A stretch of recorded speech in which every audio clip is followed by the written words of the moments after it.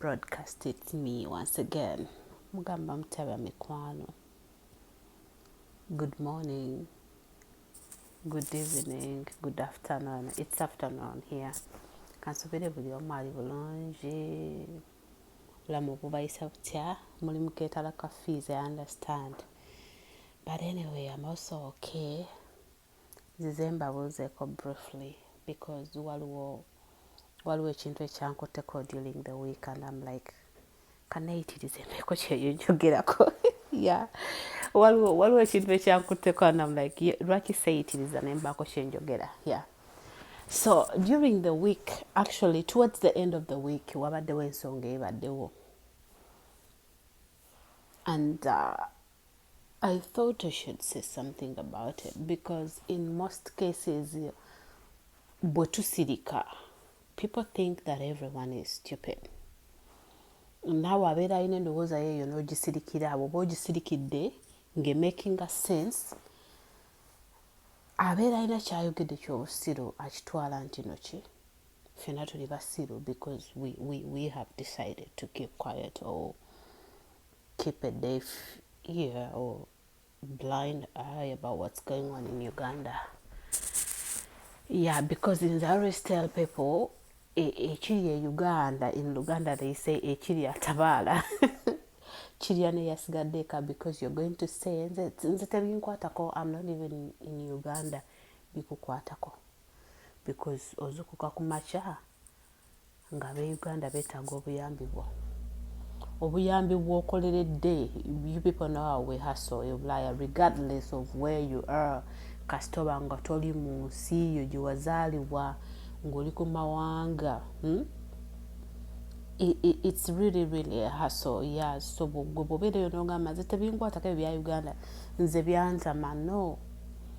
Oli abeera asiriwazza. Bannayuganda, it's understandable because some of them, you know, maybe they have a lot to say, but they're so restricted. They fear for their lives. We also fear for our lives, but at least, you know, yeah, we have some small space to breathe, not like abantu abali Uganda ababeera suffocated by the system. Yeah, so like I was saying, wabaddewo omuyaga ogw'okubanja president waffe eddwaliro. Naye nze, me as a person, I was so very touched by the person of Senkubuge. Mwami Senkubuge nonna abeera kojja wange ab'empewo be banzaala nti I apologize to my mom in advance because amwagala nnyo, and if she sees this, she's going to come after me. But you know what, mom, bagamba ne gw'ozadde akola ki? Akubira engoma n'ozina. So I woke up yesterday morning because normally for me, my routine when I wake up, of course, neighbors Mukama kubanga cases I'm still alive, you know. So after saying my silent prayer, nsoma ku emails, you know, the time difference back home. I want to know oba waliwo ekyabaddewo, waliwo alina kyagambye. So I read my emails.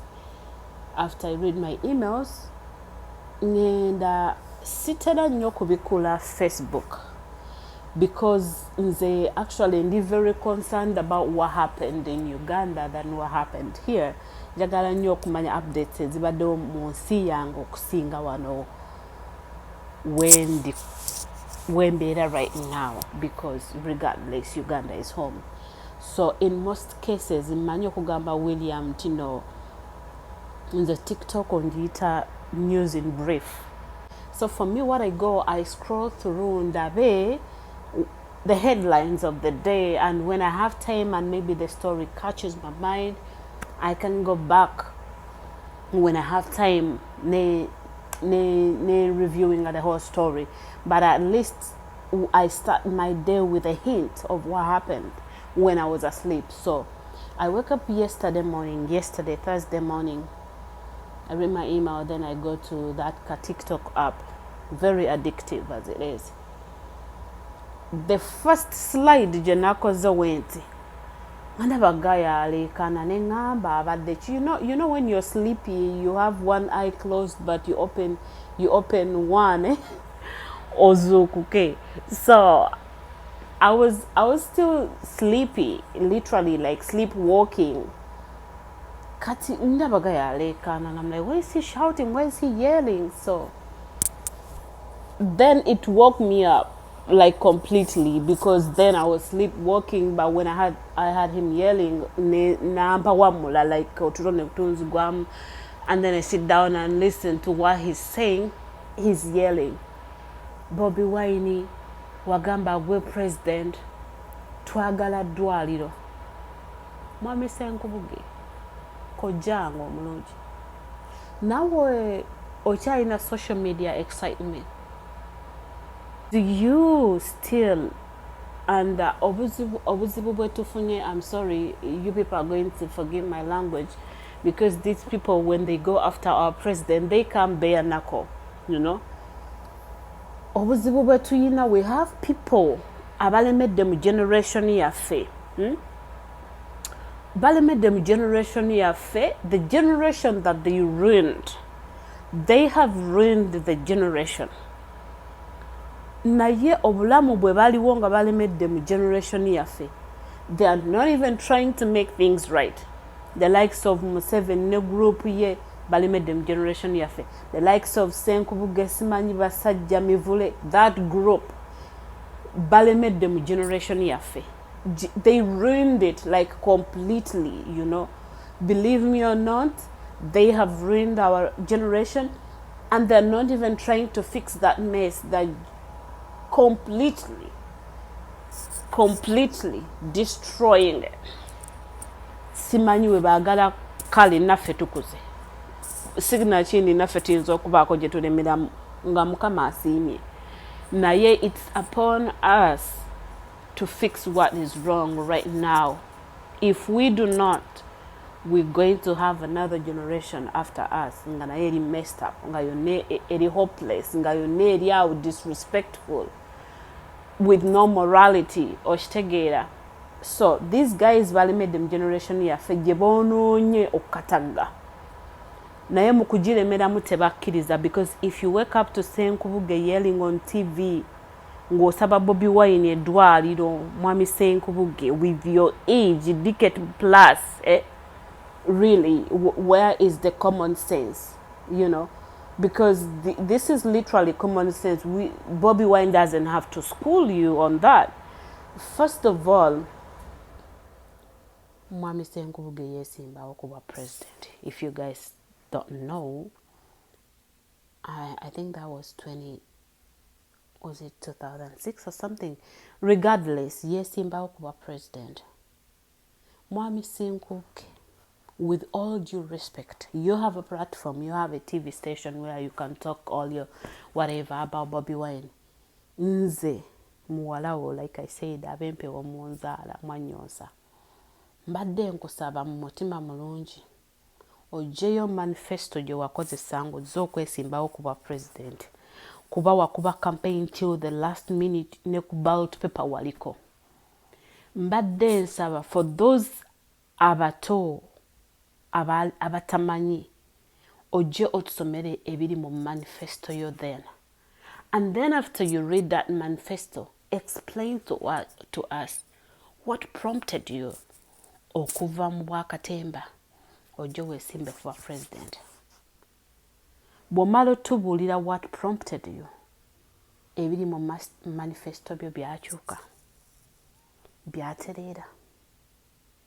Essaawa zino olabe nga Bobi Wine now is the legislature, the executive, and whatsoever, you know.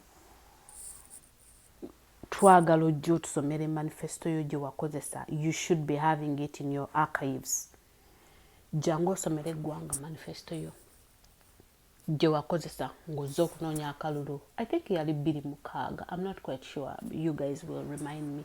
Naye Mwami Senkubuge tubadde tusaba abaana abato abatamanyi, maybe baaliwo naye nga tebalina bakutegeera nga bategeera kati, jangu basomere manifesto gye wakozesa ng'onoonya akalulu ka 26. I'm not sure of the year, whatever year it was. Ojja otusomera manifesto ye ebigirimu. And then I kindly request you otubuulire nsonga ki eyali ekugjeemu obwakatemba ojja weesimbe kuba president. Era ensonga eyo yatereera nga kati Bobi Wine kyekizibu kya Uganda. Mwami Senkubuge, tokimanyi nti no billions and billions of money zaayisibwa okuzimba eddwaliro e Lubowa. The last time I was in Uganda, because it's too close to my home, waliwo bibaati. And nobody came out to justify what happened. That money just went like, Ugandans don't even deserve an explanation, because the people who are supposed to ask for those explanations aim their guns on Bobi Wine rather than the rightful victims. Parliament yayisa sente, and while works come gwa kunji nyo about that money. Nebaziwoba yani omuyitale pina something agenda azimbe eddwaliro e Lubowa. What happened to that hospital?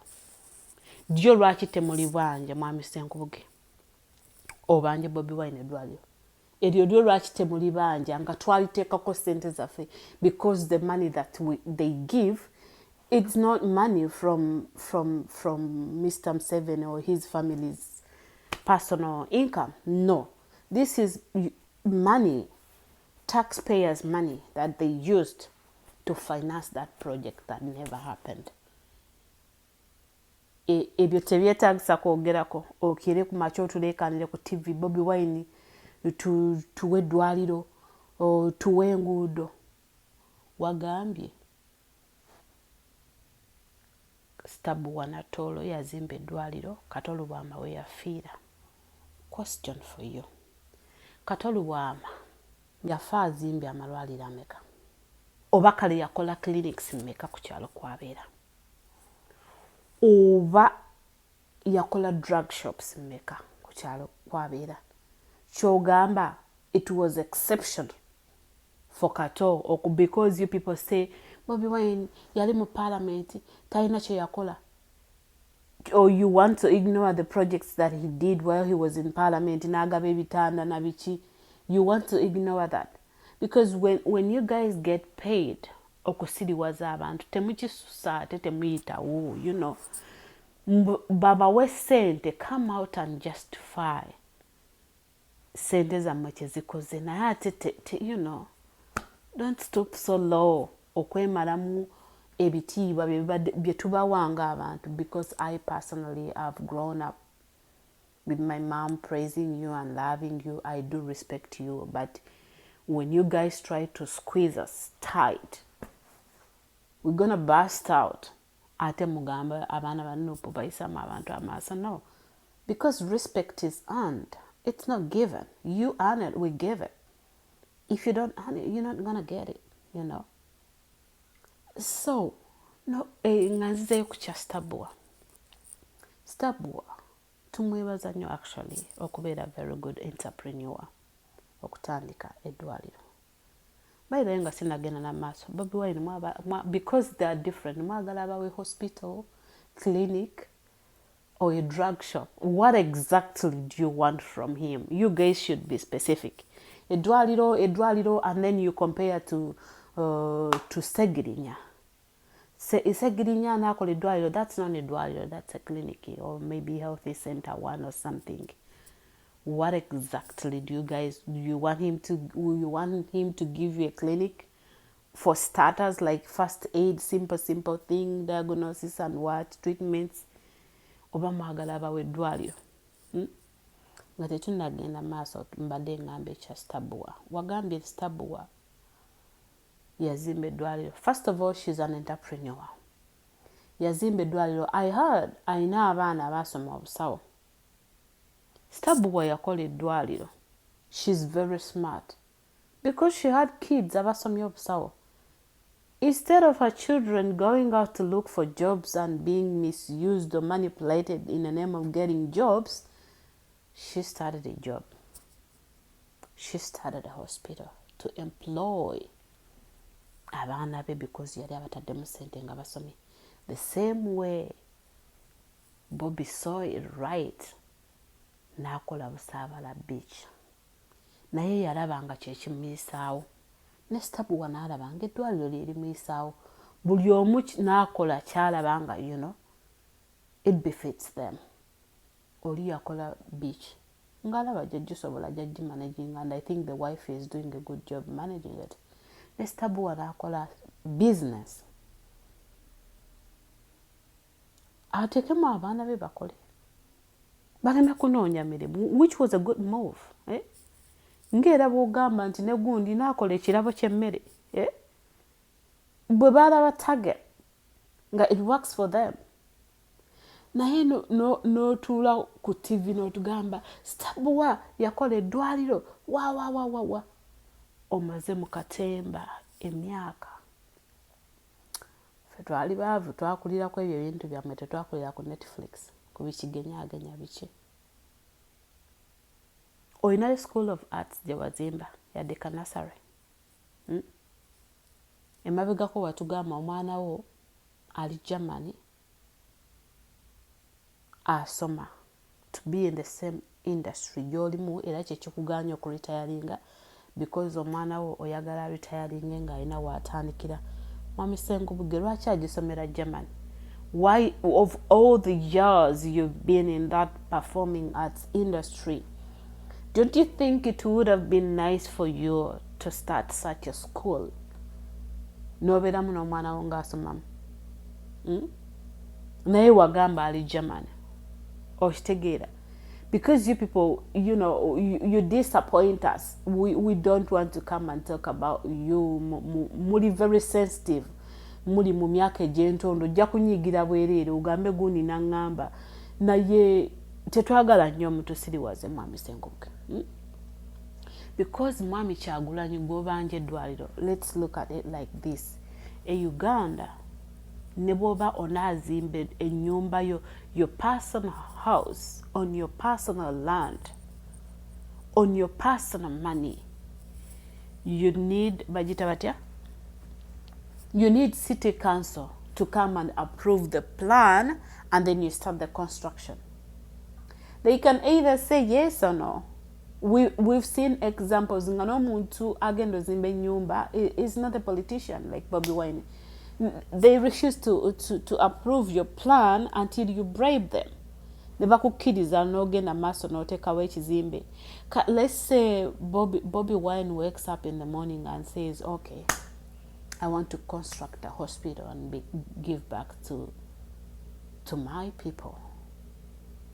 The government that you serve, Mr. Senkubuge, like being sincere, do you think them 7 government on a normal black and white procedure can approve Bobby Wine's plan to build an hospital? Nga basobola n'omugaana okuyimba in fear that ennyimba ze zizukusa abantu. Kati azimbe eddwaliro asikowalinge credit. Bazimba buzimbi bwali gundi kitebe nekiboogeza ebisongovu nekibaluma nnyo era buli dakiika wabeerawo poliisi wabeerawo amagye. Kati imagine a scenario ng'azimbye eddwaliro. Abo abantu ku mitima gyabwe gye balina, first of all they make sure bamutagetinga ne bateekawo ebibeera.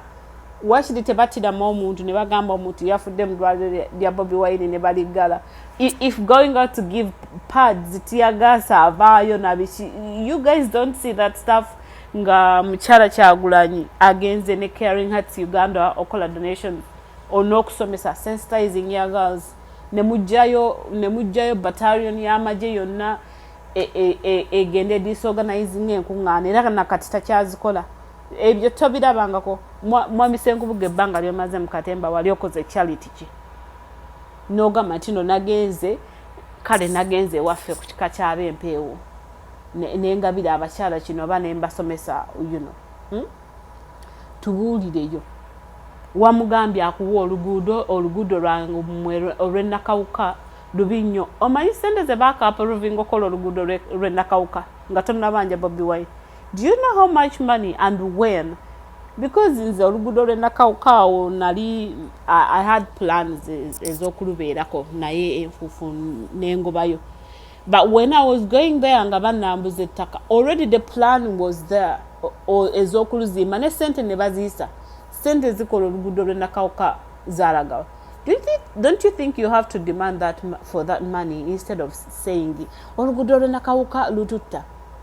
N'ekirala mwami Senkubuge olaba ng'omuntu ng'abeera ng'oli very rich n'oyagala okukola akaguudo akava maybe let's say from the main road going to your house, you still need to be approved by the rightful authorities to go ahead and put up a small road akava ku main road ogenda uwo. You cannot just wake up n'ogamba nze wange nkoye ebisoto ngenda kola so whatever. You know there is a procedure. In your rightful mind, you think government can approve Bobi Wine as in Bolugudo? A government YAM7. A few months ago, Mr. Mhozi ali mu Kampala nga alambula nguudo ntino bagenda kola. Bakakola Komeka. How far is the project? Don't you think you have, because we bali mu sente z'eggwanga, and he was given a green light by his father to go supervise those roads and construction start. How many have they done? Nalabye lopa alambula ngera bibi. I think was it yesterday? Yes. Or yesterday about 1, the lope yabadde mu Kampala nga alambula enguudo. And he was saying all the roads are so bad. Sebo mukama waffe. Mutabani wa mwami Museveni yabadde alambula enguudo. Era n'asuubiza eggwanga amagye gagenda kukola enguudo simanyi SFC batuseewa. Why would you turn a blind eye? N'ofuula Bobi Wine, you know. Banange mutuleke temutujja mize mukisusa ate ne musiriwaza eggwanga okuyitawo mwazanya emizannyo ku Pride Theatre for so many years. Industry gye wagibeeramu nawe mwenyini industry toyina gye wakikolera, because right now bakayimbira mwandibadde muyina monument or something kwe tubajjukirira essaawa zino bwe muvaawo tubajjukirira kuki nti okay bakayimbira were great, they started this industry because you were one of those that started the performing art industry. Tuyinza kubajjukirira kuki nga tonnabanja Bobi Wine?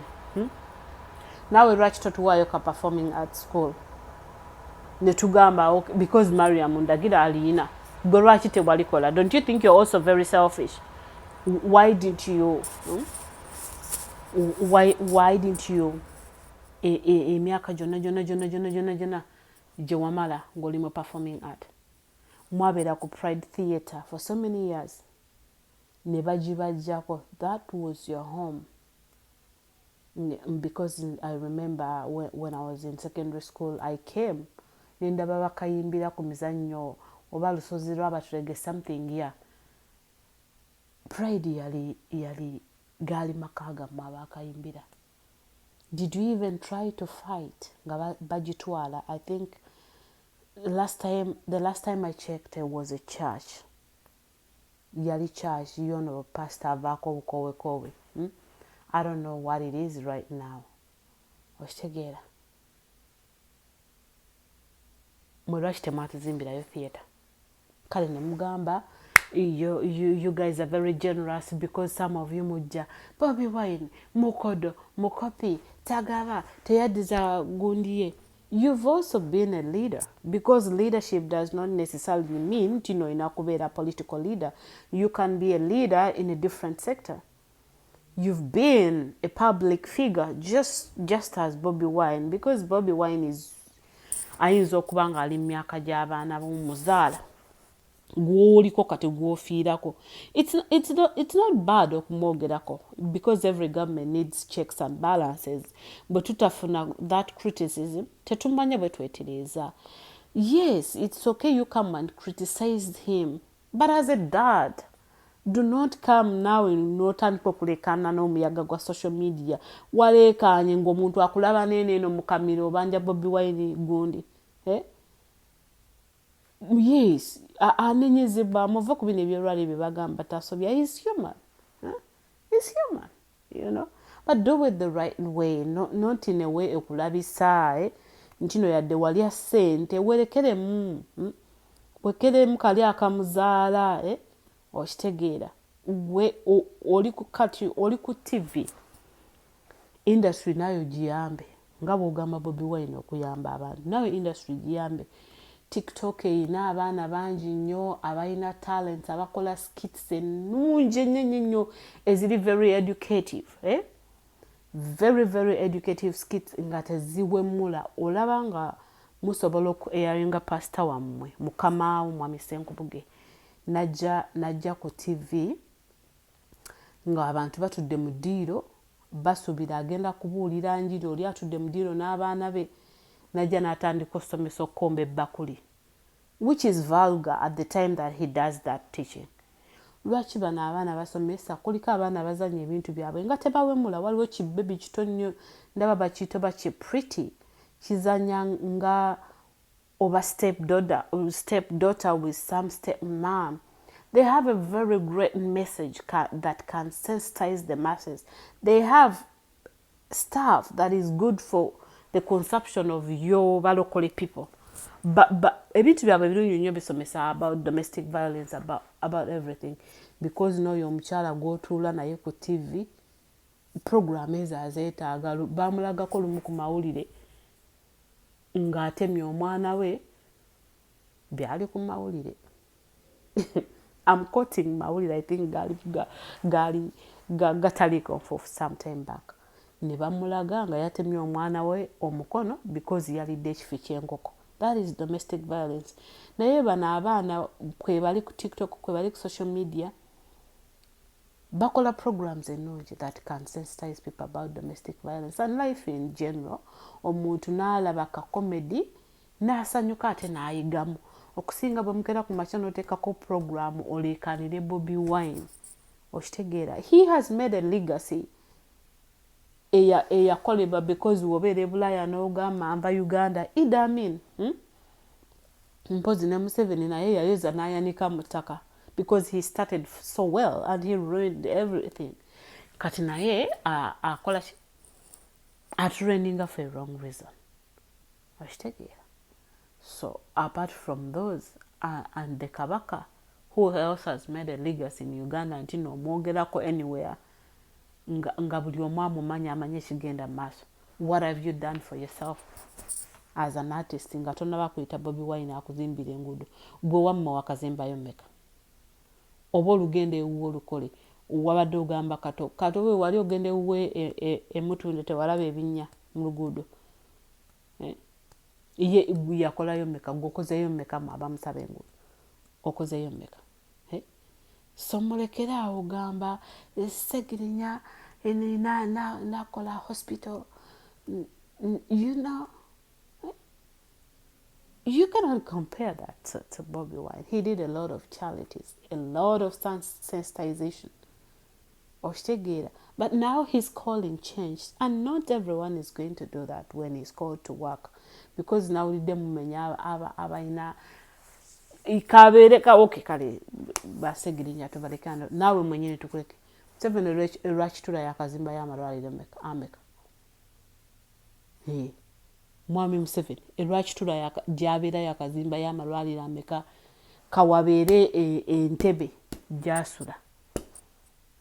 Entebbe ku State House awo waliwo amalwaliro mmeka amalungi agategerekeka nti no Mwami Museveni yalizimba lirino as a give back to the community. Liruwa obe nakaseera gonna agaliwo private hospitals for business people abakola business zaabwe, you know, kufuna Museveni. Naye njagala nga tonali banja Bobi Wine. abadde mu politics for just a couple of years. Museveni atufugidde emyaka 4. Didwali yazimba out of his own money, not Ugandan money, not taxpayers' money, out of his goodwill. Ku myaka gy'atufugidde n'agamba bannange, for the sake of Uganda and the token of appreciation, abantu be Rwakitula mbazimbidde this 5-star hospital. Eriruddawa njagala ogitulaga otugambe mwami Museveni olw'okubanga ayagala nnyo abantu be bannayuganda bamubeereddewo bamugumiikiriza because naye abantu bamuyirako omubiri. The things that people are doing for Mwami Kyagulanyi right now, people did it from 7. So we also want to see what he did from his personal income. Because right now mamuinga bagamba Bobi Wine olw'okubanga yeesimbawo wakabina akanene tafa mboko. Mulinga abamugamba munakwate mu income yo olw'okubanga yeesimbawo kati musango abawe eggulu mu Uganda. Museveni lyatabawadde for 40 years. So you want Bobi Wine to give you heaven just because yeesimbawo. Nalabiruka simanyi Katumba oyi naye agamba oyo gwe mubanja Bobi Wine tabimanyi nze abimanyi. Katumba osula njalo yagala kuba neibawo mukene dwaliro kiri ogenda okuwa Uganda because we know you funded by the state. Esooke kuwa sente ogenda ozimbe wamma mu kyalo nga tonajja naawe to blackmail the person of Bobi Wine. Si bubi. I personally think we have to tell him the right things because he listens. But when you get to know him one-on-one, he listens and he takes action. And the examples, they are vivid examples for people to see, because when he joined politics in Ebirasi, he was judged muyaye molasi. But as time has gone by, he has changed. He has evolved. From the Muyaya that you guys judged to a president now. Kati bino abantu byababeereyo ne bakulimba mubi bichi. Movie from the distance, because those that hate him want to give you that picture until no movie, see movie. When you sit down with him and talk one-on-one, he listens, he respects. Respecting anasembayo ostegera akuwuliriza, he gives you a chance to listen. Senkubuge Bobi Wine omumanyi as your son omulabye mu industry, olabika baleese obusungu kubanga baba banja Pentagon. Can I remind you nti no, your boss, your pastor yagambye Pentagon si ya nyoko, nawe si ya nyoko, so togiteekako busungu, you know, obukube Bobi Wine batugambye si ya nyaffe. And I suppose mama wa Bujingo siye mama oso, nawe Pentagon si ya nyoko, so do not slap your anger or jukube Bobi Wine or abantu babanja Pentagon, because for me that's how I understood it. Like you want to give us back what people gave your pastor. Thank you so much for being a loyal employee to your boss, but man, do not disgrace yourself in the name of kusanyusa, whatever you want to kusanyusa, because I personally did not expect you or jole kane to algudo to agala dwaliro, no. Bakugambye Pentagon si ya nyoko, nawe kyokuba nti no okola ku Kanani tegifuula ya nyoko, so obusungu tobumalira ku Bobi Wine. Let us do the right thing at the right time. Leka balekana balekane, but you as a person dear koja I don't expect you to kujole kane to nakauka. What do you mean nakauka nga bakabawa sentence naka? Baza proving that I think like 10 years ago, 10 or 7 if I'm not mistaken. Ngokera kumachango gama Bobi Wine akolera olugudo renakauka jasula nga newe ebisaba date balukolanga nga nalo lwali mu budget kati yajja akola olwe obaggo olukyame wolulyoke. You people should not squeeze people or okubanga muli excitement. You have people to please. No, give respect where it's due. do the right thing when it's right, you know. You know, like when we see you people be 2HT wanga namwe mutu misleading, it really breaks our hearts, you know. No gamba kati now or wakati which direction should we go, you know. Ebyo waliwo abalina bikola, you know. No, not you, Mr. Senkubuge. I do not mean to disrespect you, but you know, we're just giving you back what you give us, you guys, you know. But mutuwale money, ngana fetubale money. Then it's a win-win, you know.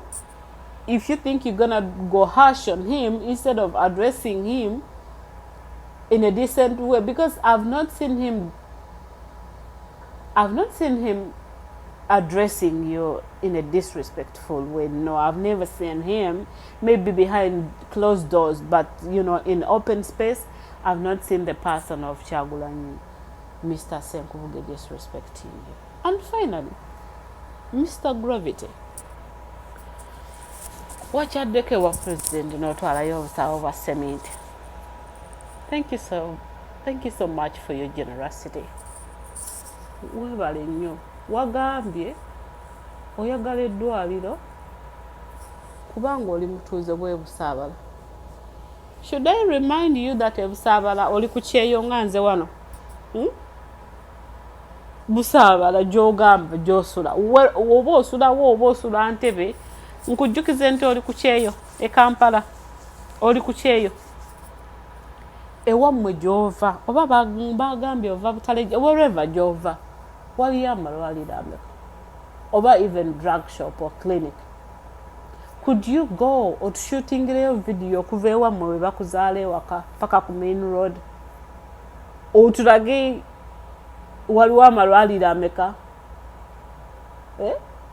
Because the Busaabala gye wagenze, they can easily access Kirudu, as bad as it is, you know. Abantu bewammwe basobola ku accessing health centers emeka. Don't you think Seminto, you know, omusenyu wabitadde mu kifo ekikyamu? Lwaki tobitwalako ewamu mu kyalo? Oba olowooza watuuke e Kampala wamala? East or west home is best. Yes. E Busaabala gy'obeera oliyo ku kyeyo. Bobi Wine is not. Bw'alina ettaka lingi akusalireko 5 ku 10 we yali aligula wamusonderako mmeka? Oba yagambako muno yazigula okuva ku musolo gw'Abannayuganda, because even when he was in parliament he already had that property. That means sente ze baamuwa mu parliament si ze zaakola Busaabala. He used his personal income out of his personal sweat. N'agula One Love Beach. Akusalireko 5 ku 10 ozimba eddwaliro. Wamusondera meka ng'agulawo? Nalaba oyimiridde ku kalina wakati. Waggulu on top of your kalina. Lwaki naawe totuwaako omwaliriro? Ne tukolako maternity y'abamaama abazaala. Era lwaki totugulirayo ku mama kits n'ozitwale wammwe ku kyalo gy'ozaala? Omanyi abakazi bameka abazaalira ku bitooke gy'ova ewammwe oba Butale ejjawo wea? Why don't you do that drive ewammwe? Bantu mmwe mukisusa mutunyigiriza nnyo. Already Museveni atusqueezinze so bad. Naye nammwe ne mujja b'olabanga nti no, we do not expect you, because Mwami Senkubuge yagamba mugagga ayina amamotoka. Obugagga bwo buyambye ki Uganda? Nga ne ku bugagga bw'oyina tonnakota. Bakyakuweera mu vuluga eggwanga. Bannange mutuleke. We've had enough. We've suffered enough. We've suffered enough. Ogamba oli mugagga tolina kyonoonya biki? Yes, oli mugagga. Obugagga bwo buyambye ki Uganda? Oba oyagala obwa Bobi Wine buyambe Uganda? Obugagga bwo buyambye ki Uganda? Mwami Gravity, obugagga bwo buyambye ki? Even your neighborhood awe Busaabala wobeera, obugagga bwo bugiyambye ki? Oba Mwami Senkubuge, obugagga bwo buyambye ki Uganda? Lwaki mwagala obwa Bobi Wine bwe buyamba Uganda? Olw'okubanga yeesimbawo. because you're also public figures. You can do something. You can do something. Ndaba oyo mwana Spicy Diana nga akola charities every now and then. Obugagga bwe bwina bwe buyambye eggwanga. Because alina abantu ba supporting. Oyo ne wenkera ne mulaba nga agenze side eri mulekeramuko. You know, I give her respect. Because at least, regardless of the muyago oguliwo, she still has a heart of gold. Naye mmwe nammwe muli awo, you know. Anyway, let me not say so much. Mwami Senkubuge nkwagala nnyo oli kojja wange naye tubeegayiridde nnyo with all due respect. Sente muzirye naye temuyitawo. Bannange mutubuzaabuzizza nnyo. Tulina ba politicians bangi abatubuzaabuzizza. Kati ate tuzibusa amaaso. Nammwe bannakatemba muvuddeyo mutukole mu katemba. Lwaki temutusaasira? Kale mwe muba muli bulungi mwatuuka because nawulira your daughter is married to the family, first family. That means you guys are okay, you're connected. Naye fe abatalina mwasirizi. Mutuleke forward mwatuziika. That's the reality of the story. Generation yaffe mwagiziika, believe it or not. Mugiziise. Temuziika y'abaana baffe. Mutuleke. Let us fix things. At least let us try. Give us a chance to try. Abaana baffe baleme kuyita ku kye tuyiseemu. Because if we sit back and watch you guys destroy even our kids, your kids are going to destroy their kids. Or your grandkids or your great-grandkids are going to destroy our great-grandkids or our grandkids. Isn't it enough? Chemukoze techimala. Because we are living in a society with no morals. People are not remorseful. Abantu bebasanga bebakola all in all about, you know, ngafiira ku Bobi Wine, like the person of Senkubuge. Omufiirako olekanye tukulaba ne mukamiro. For what reason? For what reason? Yali akugambye ki? You know, wabeera nga alina ekikyamu kyako.